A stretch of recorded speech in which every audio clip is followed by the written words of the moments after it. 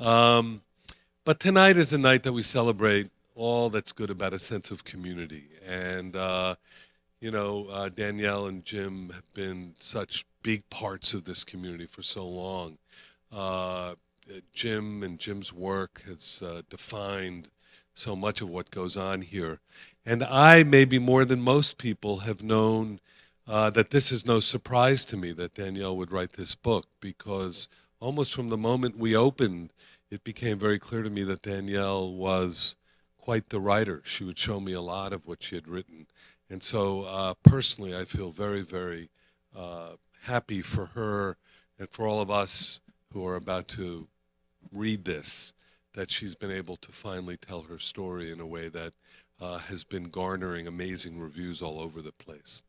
But I'm going to make my exit and bring on somebody that we all know and love, and someone who also has helped define this community and has brought rationality to this community in so many times. And when we see what's happening with journalism, and I don't mean that in terms of just here, but journalism across the country, and some of its failings and some of the changes that have gone on. I always remember the time that I grew up as a young bookseller, being here and relying on that remarkable newspaper that was led by the great Dave Lawrence. So please welcome Dave Lawrence.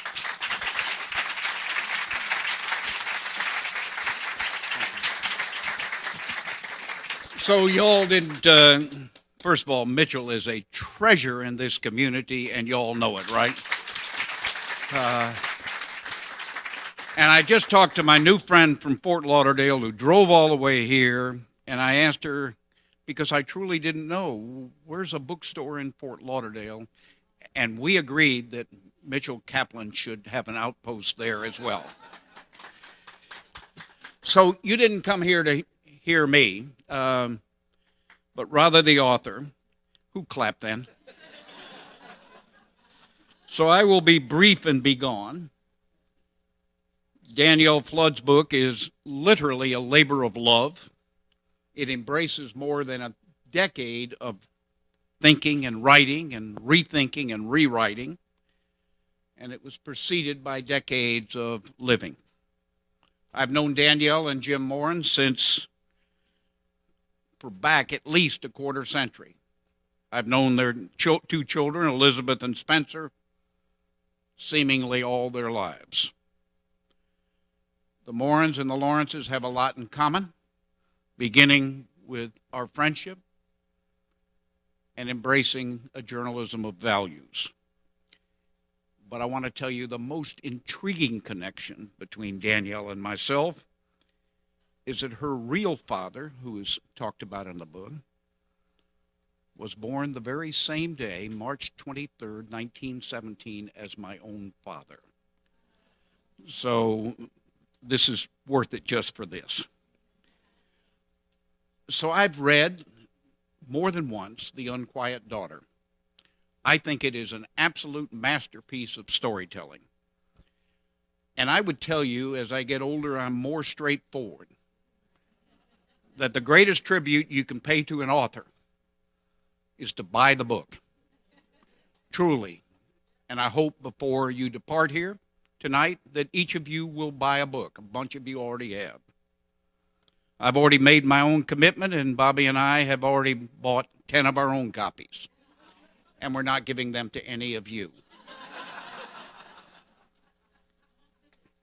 I was the person, Danielle knows this, who pushed Books and Books to double its order.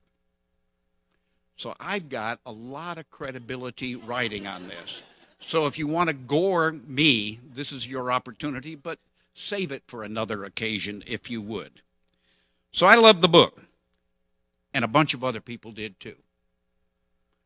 So if you read what Caroline Leavitt, who is the author of 2 New York Times bestsellers, if you read her review, you would see, quote, holy moly, mother of God, ferociously honest, and gorgeously written. If you read Publishers Weekly, you would find that they called it a gripping story of self-doubt and self-discovery. And then an author whose name you'll remember, Joe McGinnis. Some of us are old enough to remember The Selling of the President in 1968 and a flock of books since. And he is gone now, but before he departed this earth, he read this book before it was published. And he called the book, quote, compelling, acutely honest, profoundly moving, without being whiny or cruel. And then he added, that's really rare. And finally, I give you what Danielle said as to why she wrote the book. I had no choice. It's the most important thing I have to give to the world. No amount of money can compensate me for reliving what I relived to write it. It will benefit others, and that's what matters to me. So what matters to you and me this evening is that we have the author herself with us. Ladies and gentlemen, Danielle Flood.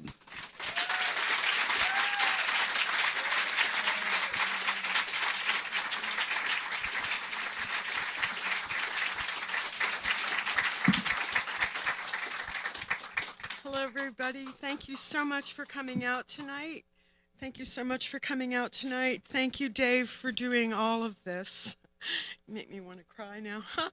And thank you to Mitch, our wonderful host. I have been wanting to finish a book and come and do a book signing here since such a long time, since I think it was my daughter threw up in his pocket. And I'm really glad it happened when she was a baby and not, but so, and then, they went to Alexander Montessori School, then they went to Riviera Day School. I still wanted to have a book signing at Books and Books, and then they went to New World School of the Arts, and I still wanted to have a signing. And then my son was about 25, who said to me, Mom, all my life you've been writing a book. And this was very true. And I was really getting worried that maybe books with the internet, that they would become extinct by the time I got here. So anyway, so we have a little ha-ha, and I thought we'd do a little, I thought we'd just drop into the book for a few minutes before we start at the beginning. Just to show you a little bit of a different environment for a child. And so I'm going to begin, and then we'll go to the beginning.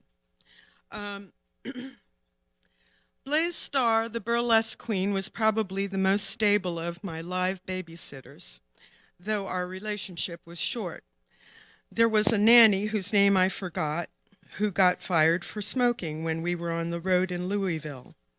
There was a German governess, Martha Uckert, more about her later, and then there were the dozens of nuns. From the time I was almost 10, when Mom began her career as a dancer, Blaise babysat for me, and I began going to school and camp with nuns. Sex became the root of certain tension in my life. The nuns were obsessed constantly with being opposed to it without mentioning it specifically. My mother was so volatile about any possibility of my personal involvement with the opposite sex that long before my body took on any appearance of womanhood, the subject of having anything to do with boys or men mortified me or embarrassed me, and did so for years. This, I now understand, was part of her deliberate and successful crusade to keep the details of sex from me that resulted in my being, as a child, somewhat a prisoner.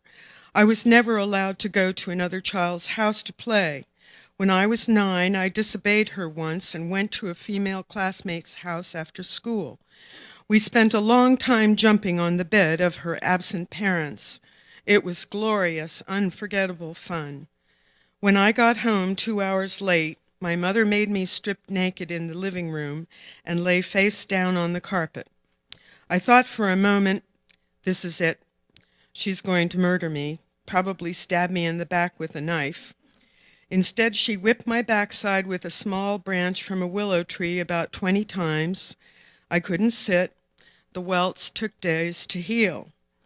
I never disobeyed her again. The humiliation that went with stripping naked, then being whipped, did not make it easy for me to remove my clothes in front of someone for much more than a decade.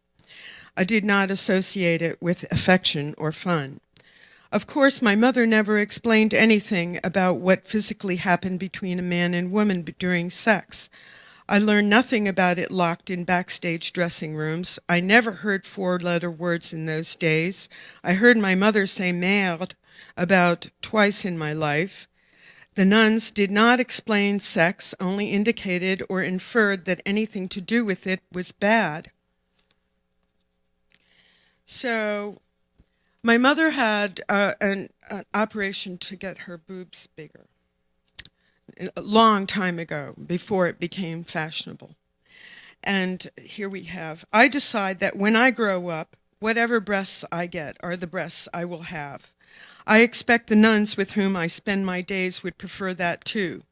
They never want to talk about body parts. They especially don't like you to even touch yourself. I know because of the summer before at Camp Maryland on St. George's Island in the Chesapeake Bay. I am taking a shower. I see these black Oxfords just below the curtain of my stall. I put on my towel and pull back the shower curtain, and kaboom, right there is a nun. She says, "What did you wash yourself with?" And I say, "Soap, sister." And she says, "Where's your washcloth?" And I say, "I forgot it." And she says, "You touched your body with a bar of soap?" And I say, "Yes, sister, and my hands." And she says, "You touched yourself with your hands?" Her face is tight and red. Her voice is tense. So I explain, "To spread the lather with the soap, sister, I used my hands." She repeats, "You touched yourself with your hands?" It is as if she were saying, "You stole something." I feel like I can't talk anymore. My face feels hot. I feel as if I've done something wrong. But what? I'm afraid she's going to have me thrown out of the camp. "Never do that again," she says, loud now. "No, sir. Find that washcloth." "Yes, sir." So that was this tension, the nuns, very tense about sex. And my mother, very, very, very tense about it also. So I'm going to read from the beginning, which I like very much. I guess I like all of it.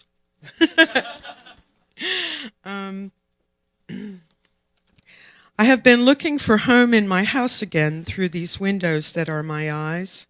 Home comes and goes like thoughts, like the clouds drifting over our slightly wild blue garden.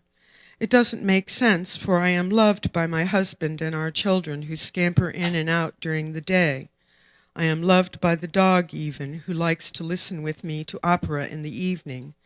Still, the feeling that home is somewhere in general and nowhere in particular returns quite predictably when I remember my mother. She was beyond liberated in the feminist sense, a maverick. She did what she wanted to do, discarding convention and often motherliness, like a dancer peeling off clothes. Her ex-husband called her the Dragon Lady, for she was dangerous, especially when she was bored, and she was easily bored. She could inflict pain and just as readily radiate charm. In a thick French accent, she would say, "Who cares what they think, Dani?" And then she would laugh, throwing her head back. It was a laugh that drew close those who loved her or sent them scattering, me amongst them. Even now, as the ashes of her remains play in the wind in France, the thought of her threatens to shake the center of me. Yet I prevail. I lived for decades in mystery, what she did and did not do, and what she did and did not tell me, about who she was, who I am. Our past made me a writer. Even as a small child, I could sense that something was missing. What was evident didn't quite fit together. This formed me, made me spend my life learning to find the words and arrange them, to be ready, poised for the answers, made me curious, driven to find out what I needed to know, made me haunt when pieces of truth emerged, my dear England, that I had always inexplicably loved. And then I found out as much as I could. After I found out as much as I could, I floated for a while, like a ghost, if there are ghosts, resting, reflecting, recuperating. I wrote about anything but what I knew I was born to write, avoiding the subject, hiding for years. Then I had children. Aha! Then came some perspective. As they passed from stage to stage, developed, I became struck by the contrast between their experiences and mine when I was their age.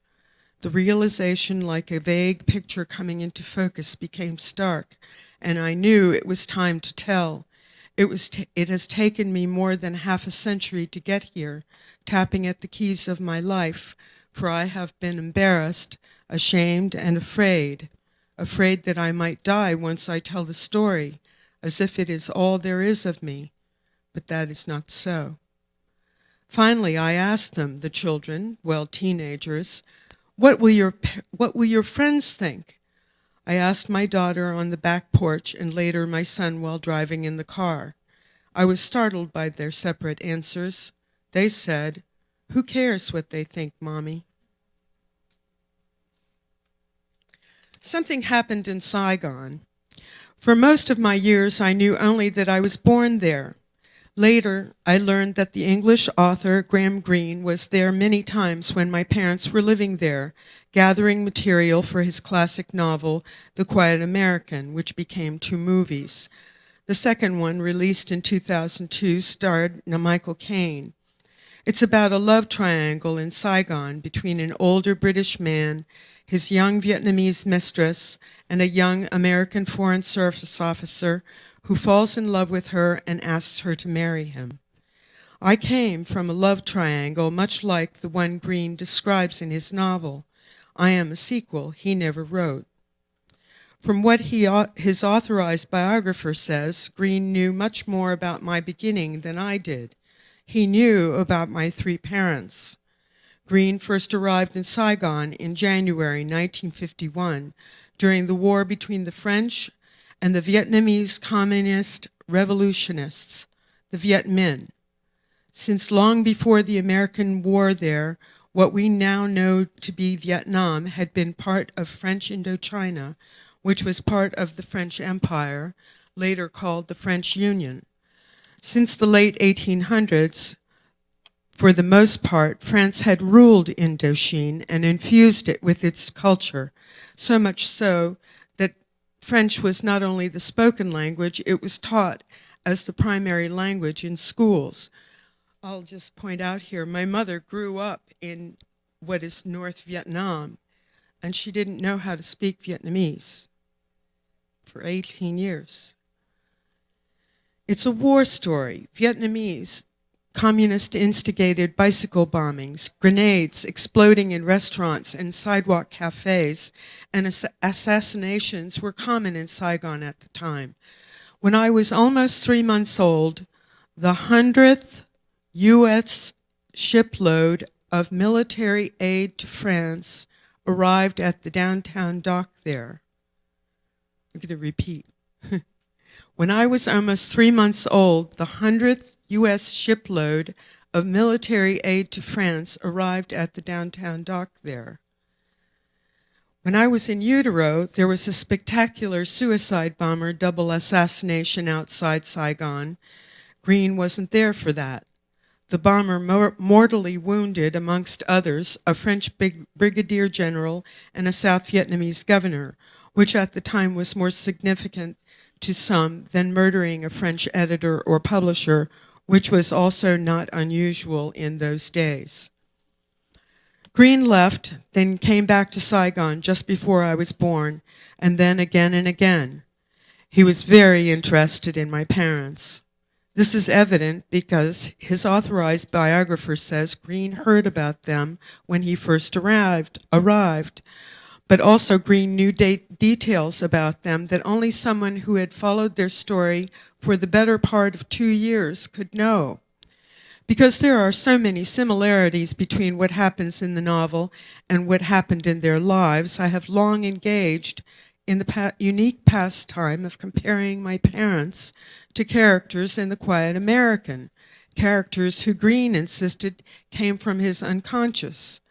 The first comparison I made is, Dad was too smart to get murdered. So were his friends at work, some there undercover for the Central Intelligence Agency. Should I read some more? In the beginning of what I remember, we seemed to be a typical American family, Mom and Dad, Evelyn, Patricia, and me, as much as any family can be typical. I mean, we had a lot in common with other American families. But even during the most normal part of our lives, of our years together, I knew something was different. It is 1957, and we live in Silver Spring, Maryland, near Washington, D.C., with my U.S. Foreign Service officer father, Jim Flood, and my mother, Susie, who has many teakwood trunks filled with silk and brocade oriental dresses and shawls and Buddhas about the house, even though we go to Sunday school because we are Catholics. The sounds are of Wonder Bread popping out of the toaster mixed with me, age 6, and Evelyn, age 5, and Patricia, age 3, shouting, "Me first!" or crying in harmony as we stand 3 abreast as we wait for our spankings in the laundry room. Serious business is how high we can swing in the backyard, getting to watch The Wizard of Oz on TV with a piece of red licorice, and making the biggest snowman, and fighting sleep on Christmas Eve, for we believe with all our might that before long, reindeer will be clomping on the roof. They have many cocktail parties with people in evening clothes, and sometimes formal gowns speaking French and Southeast Asian languages, playing roulette until 4 a.m. We think that's what marriage will be like when we grow up.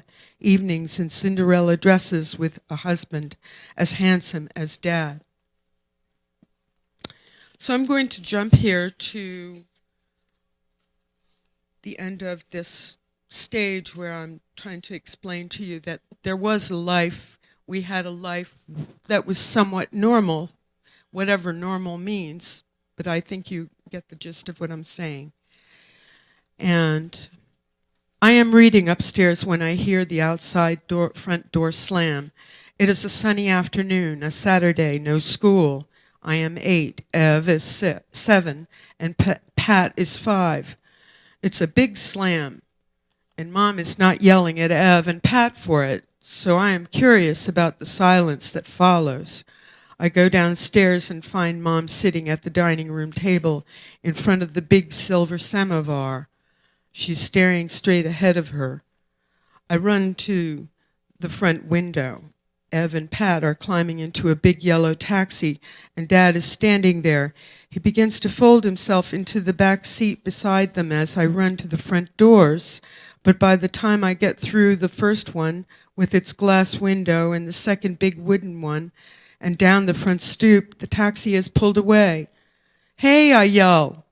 I run down the walkway and out to the sidewalk. "Dad," I yell. I wave my arms, hoping Dad or Ev or Pat will look out the back window, but they don't. The taxi is a block away.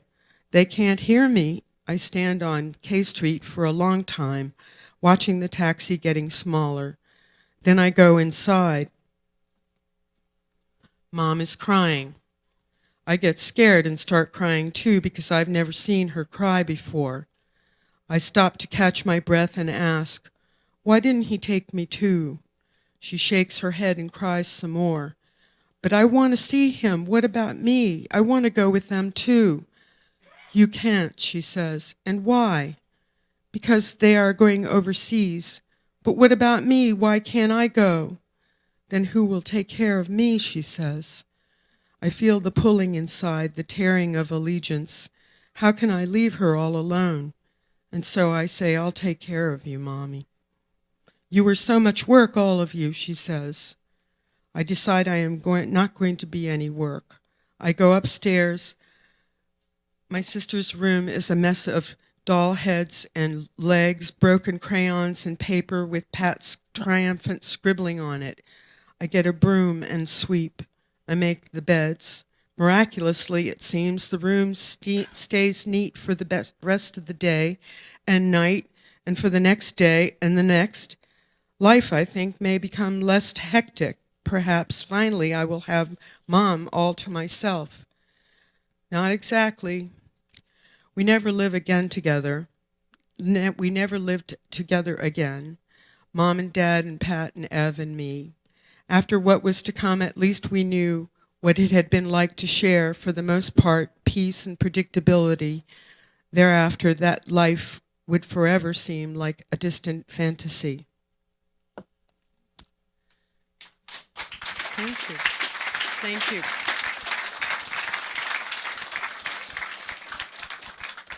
Can I read a little bit more? Yeah. My mother lied to me more than once about my real father's identity. I'm not sure which tale affected me the most. The first lie was perpetrated for my first dozen years.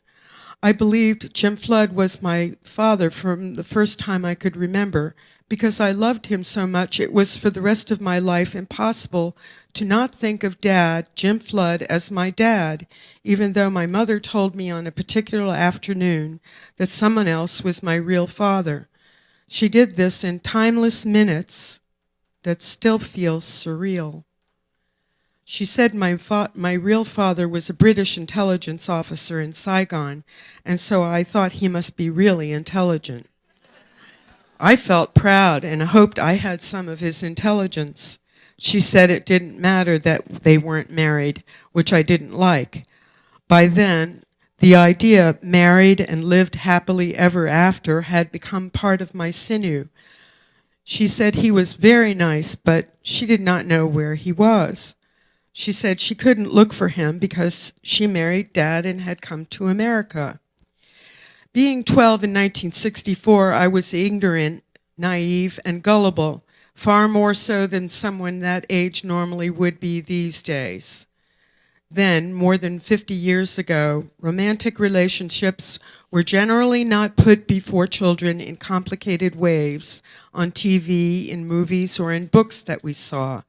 Children were children and grown-ups were grown-ups, and as far as I knew, whatever grown-ups said was true. I absorbed all this and thought, what a romantic, sad story. I sort of felt sorry for her, because I was aware that I had also lost out on this situation. Then she gave me a photograph of a handsome man who did not look like me, but who did not look unlike me. I accepted this as proof that what she was saying was true. I kept this black and white photo in my jewelry box for almost 20 years. Though it was an insufficient replacement for Dad, it was the most precious thing I owned. For years after that, in Manhattan, in London, in Paris, when I stood waiting for the light to change across the street, I studied men's faces. Looking at them, I would wonder, is it you? I was especially nervous when we traveled, for a year was a long time for my mother to stay anywhere. How could my father find me, I wondered, if I kept being moved around from this school here to that summer camp? I thought, he must be trying to find me. I decided that one day, when I could, I would stay in one place for a long, long time so he could find me. Meanwhile, for 19 years, when I traveled in every city I was in every new phone book, I looked for this man. Nothing. I discovered in the early 1970s that phone books were for free, at least in Manhattan. I ordered gradually, so as not to cause alarm at the phone company, the phone books of dozens of cities in the world. At the most, at one time, I had 73 phone books. I kept them in my brownstone apartment on the West 74th Street in the kitchen cabinets. under the bed, in the bookcases, and in a wide basket. They were comforting somehow. I especially liked the Paris phone book, though John Orr was not listed. That was the name of this man. I liked to think he might be living there wearing a beret, saving lives undercover like James Bond. During these 19 years, I coveted other people's fathers, though not in a personal way or with ill will. I never wished someone else's father was my father, but in school, when I saw a friend's father come to a function, I wished I had my own coming to a school play or picnic. Even today, in social situations, when I meet someone's father, I am often silently emotional. I want to say, "What a great guy you are for staying by your son or daughter as long as you have." Later, when I hear of sperm bank conceptions or mothers making the single-parent decision and sometimes not telling the father he is a father, I wonder, why is it that how the child might feel about such a conception appears to be of little or no consideration, as if the child were a pet? There was one slight moment, 18 years after my mother told me about my secret agent father, when I felt that she knew more about him than she had let on. I had shown her a story I was proud of, a magazine story. In it, I wrote that I am middle class, when I meant to say that I was an average citizen. My mother objected to this. She said, "You are not middle class, you are high class." I said, "How do you know this?" I stared at her. Did she know something more, where he was, more than what she had told me? It felt like the answer was circumnavigating my head, invisible, intangible, and I couldn't capture it. She said, "I just know." Then I thought about men she had dated. They were all somewhat genteel. I guess that was it, that he had been a genteel intelligence officer. After all, I thought, gazing at her middle-aged but still beautiful face, she wouldn't dare withhold information about my father from me. Who would do that? I was almost 32 the third time my mother lied to me about who my father was. This time she said she had lied about the secret agent and that my father was a Swedish businessman in Saigon. She was not sure about the spelling of his names. She said that she didn't remember his first name. By then, almost 2 decades after the "your real father is" conversation, she had done so many things that made me feel excavated. I was wary when she phoned. I knew her much better at this point in my life. I knew she was lying again. My mother didn't sleep with just anybody. After the Mexican divorce from Dad, she had a heavy affair with one man and a relationship with another, and they lasted years. I am sure she never slept with a man without knowing his name, rank, serial number, bank account numbers, education, real estate holdings, parents' names, parents' education and real estate holdings, siblings and blue blood ties, ex-wives. Ex-wives were too expensive. My mother would not blink at someone with an ex-wife. So, where's Christina? There you are. It's your turn. Okay. All right. Thank you. Thank you very much. Thank you. My mother's birth certificate was handwritten in elaborate script in French. It says a Chevalier of the Legion of Honor, decorated with the Croix de Guerre, and Chief of Medicine in the hospital in Vinh Nam, in the French colony of Indochine, witnessed the birth of Suzanne Marie Eugénie Clara Julien, the daughter of Aimon Damien Henri Charles Julien, entrepreneur, and his wife, Marie-Jeanne Jarnot, without profession.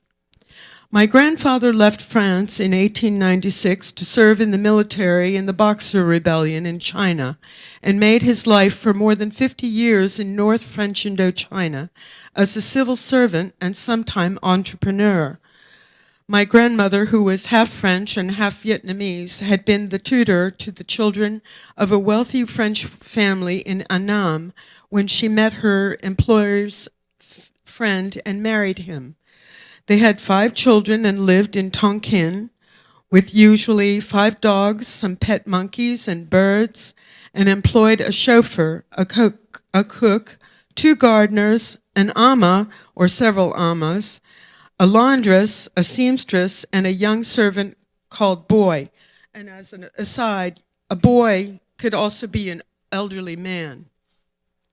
My mother said you had to have many servants because the laundress wouldn't cook and the cook wouldn't clean. She said the test for the cook to work for her mother was a perfectly made baked Alaska.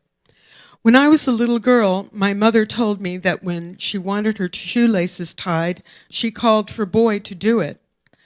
Her father hunted with 3 German short-haired pointers. She said the wastebaskets in the house were elephant feet, and the paperweights were rhinoceros tusks.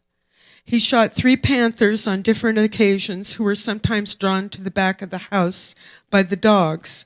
My mother helped her older sister, Nicole, cut up the skin of one of the panthers to make a bikini, which their father didn't appreciate. Her brothers said my mother was born headstrong, which didn't mesh with a strict French Catholic household. She and her older sister, Nicole, were sent to boarding school in Hanoi for their teen years to the Couvent des Oiseaux, modeled after the one in Paris.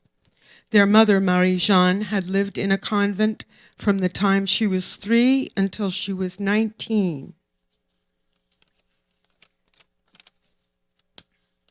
Once, my uncles confirmed, my grandmother went to retrieve the pierced earrings from my mother and her sister after a nun in their school ripped an earring out through another student's earlobe.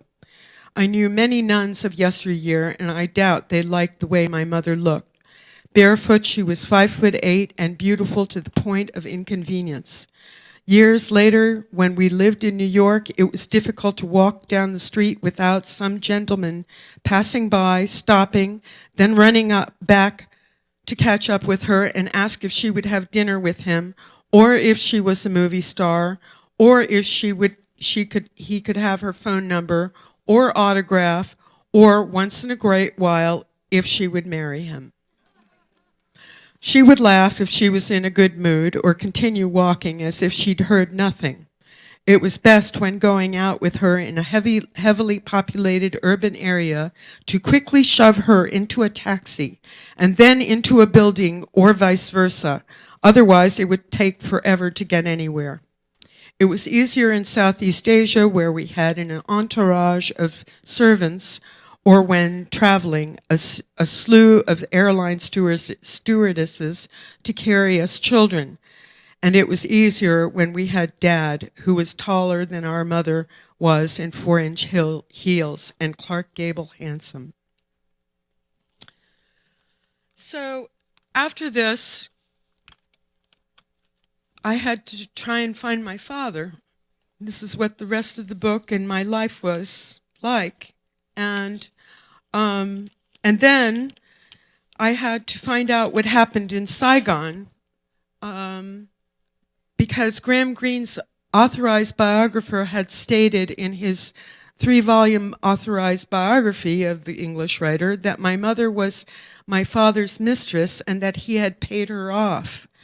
I asked him why he used the word paid, the biographer, and he didn't respond to me. And I actually asked him what his relationship was, what were the details of his authorized biography relationship with Graham Greene, and he said that he didn't have time to invent the wheel. His name was Norman Sherry. Love for you to remember that name, Norman Cherry. So there's a big section at the end of the book that tells you about what really happened in the love triangle that Graham Greene used as a model for the one in The Quiet American. So should I open the floor to questions, or should I? You want to? Okay, good. That's great. Okay, thank you. Thank you very much. Thank you. Yes. I was privileged to read this book last week, and the most wonderful coincidence is here you are. And the book was so wonderful, it's like I'm not a plant in the audience to say this, but it was so good. That's what I have to say. Now, in the book, there's the baby. Yes. The baby was not named. It was a sibling of yours. Yes. What was the circumstance of that baby who grew up and you didn't want to out that person by name? Oh, is your question that why did I not want to out the baby? Because first, I'm a journalist first, and I was classically trained at Columbia School of Journalism, and we took ethics, and we were trained, we have in memoir, you have the bumping of two issues. One is freedom of speech, and one is the right to privacy, and you just can't write a story, you just can't write a book about your life that just because somebody was in your life with you, it doesn't give you the right to tell everything about them, who they are, whether or not their father might have accepted them or recognized them, whether or not that person was a man or a woman. You just have to, you have to respect people's privacy. I had a professor in the book, Lou Bacardi. I actually went to him and I said, okay, this is many decades after I knew you. I want to write about what you taught me, how we met, what you did for me, but I can't do that without asking your permission, because you didn't know back then that I was writing about you. And when you write something about somebody, you need to tell them, I'm writing about you. So, yeah, right? Judy? I see you. She's a judge, She knows about this stuff. So, do we have some other questions? Well, yes? So, I literally finished the book yesterday. Yes. But there's your husband is in the book when you're especially when you're looking for and find your father, and I'm wondering, there's not a large amount about his influence on you or how he affected you, how Jim affected you. Oh, how Jim Moran affected me? During that whole process, because the process is so complicated. Yeah. And there's so many emotions that you're having Yeah. through this process. And given his kind of worldview and sense of humor and things like that, Yeah. how did that I don't think that it would have been possible for me to find my father. I wouldn't have tried. I don't think I would have taken that step, actually tried to find my father, if I didn't have someone as stable as Jim Moran behind me. I just couldn't do it. It was too much. It was too many rocky boats for too long. And I made all my decisions. But he was there. I don't know what was going to happen. Was I going to fall apart? I don't know what was going to happen, but there were rough times when, as you will see in the book if you read, there were rough times when there was a man. We didn't know if he was my father. And I was not about to, just because somebody said this person might be your father, I didn't want a maybe father. I didn't want, I wanted to know. And I was, there were times, we don't have the internet. And he was in England, and I was in Coconut Grove. And you can't just pick up the phone and call people and say, well, let's straighten this out now.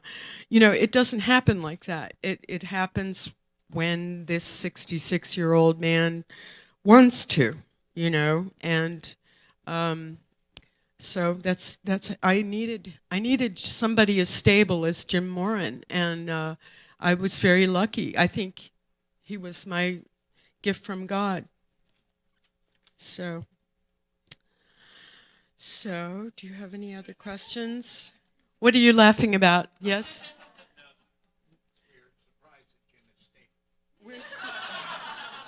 I'm surprised that he's stable. Artists are supposed to be crazy, drunk, stoned people, and he's just not. He's just, well, there are some things now. Yes. What can I do? Jan, thank you for speaking. It's amazing to hear your story, and I'll read your book. My question is the challenges you went through as a kid, how did you, or who were you for your kids? So you could really be that mother. Say that again. Yeah, so as the challenges you went through as a kid, Yes. how did you take those challenges and what you learned and what you went through, and who were you for your kids? Okay, I was June Cleaver. I watched television and movies on WOR Channel 9. I learned many values from American television.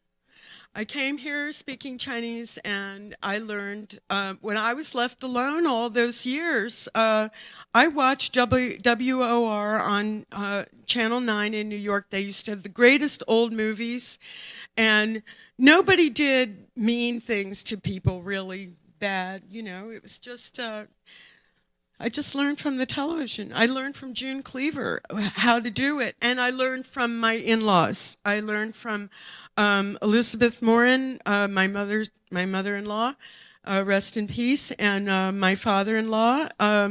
They were parents to Jim Moran and his two brothers for life. Not until they're 18, not until they're 21, but they wanted to be for life. And so I watched them bewildered and amazed and happy. And I was just very grateful to have them as role models, too. And also, people came along like Dave Lawrence and Bobby Lawrence, and you won the Family of the Year award. Many, many wonderful people that I met. Judy Krieger, Julian Krieger. I had a shrink. I think she's here for a little while one time. There are lots of people that you learn from.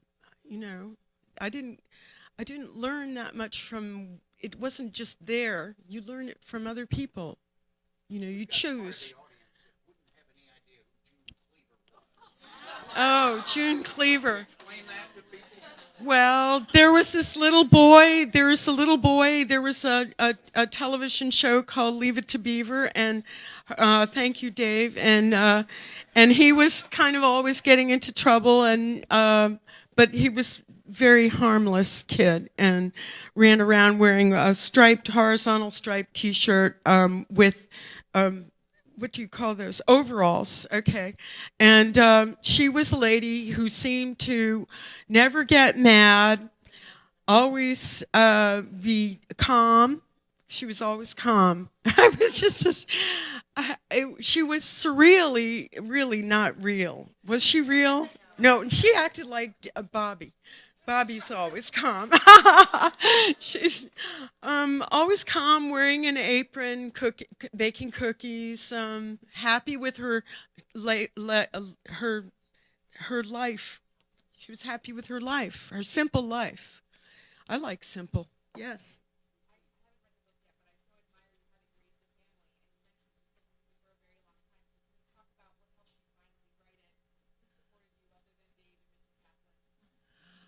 What made me finally write it? What made me finally write it? Well, I found out. Okay, 9/11. When 9/11 happened, I had three uncles. I knew that I had to find out what happened in Saigon. I needed to know. I at that point I knew who my father was, but I needed to know what was going on between them. But, my mother was paid? No, no. Something was, I had to find out what was going on. To find out, I had to ask my uncles what they knew, and I had to have these photographs. This is my mother. She became an exotic dancer, but this is her. She was raised as a Catholic, and she had her confirmation and another veil, and this is so. Right after 9/11, I don't know if you recall, but I remember very well that the 6 weeks after 9/11, there was a possibility that we were not going to be able to go over to Europe easily. It wasn't going to be as easy as getting your passport and buying a ticket.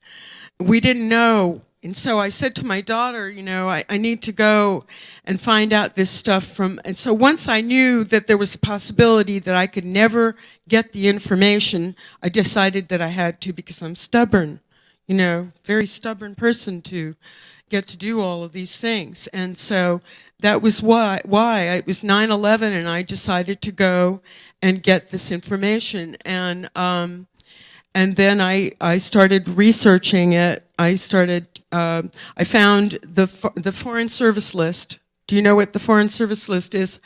It's a publication that, thank you to the University of Miami, they had it there. It's a publication that listed the names of all the Foreign Service officers and staffers in all the legations, consulates, and embassies all over the world where our people were, and if you, so I got these names, and then I found out where they went to school by checking another one called the Biographic Register, and I would find, for example, Tom Peck. He was the witness at my parents' wedding, and he gave me a lot of information. He was a career undercover CIA officer. He's going to be 90 in this fall. And I found him through writing to him through Princeton. I found out he went to Princeton University. A lot of people stay in touch with their universities, and so I wrote to Tom Peck, and he called me up, and I said, "I've been looking for you, and I'm sorry." He apologized for making it so difficult to find me, but these people. There were a couple of dozen Foreign Service officers who really gave me a lot of help, and because they wanted the record to be straightened out, for I should know where I came from, and straighten out the Graham Greene business, because it needed straightening out. You'll find out in the book. Yes, Joe Manning. Danielle, you showed a lot of courage in writing this book. Thank you. Applaud you and you're honest. In our own family, my daughter's mother-in-law, a few years ago, she was adopted, and she suddenly, at the age of 74, decided she wanted to find out who her mother and father were. Oh, Too late. It was too late. Everybody had gone. Her mother had died.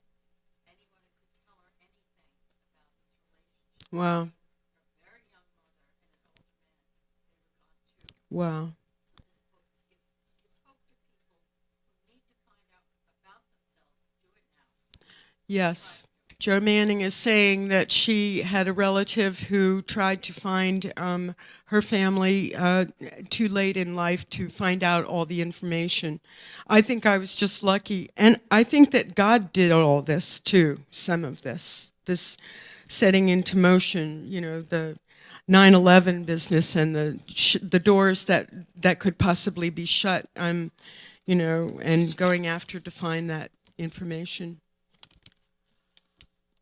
Is there anything else? You're welcome. Thank you. Thank you for having us this week.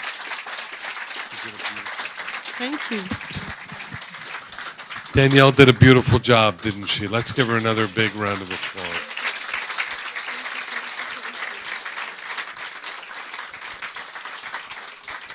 And now we get to the good part that Dave was talking about, and that is that if you don't have a book, you can buy a book over on that side, and Danielle will be right over here signing them. And those of you who are watching online, if you'd like a book, just call the bookshop. The number is right on your screen. And we will be more than happy to send you the book with free shipping as well. So again, thank you all for coming, and we hope to see you next time. Bye.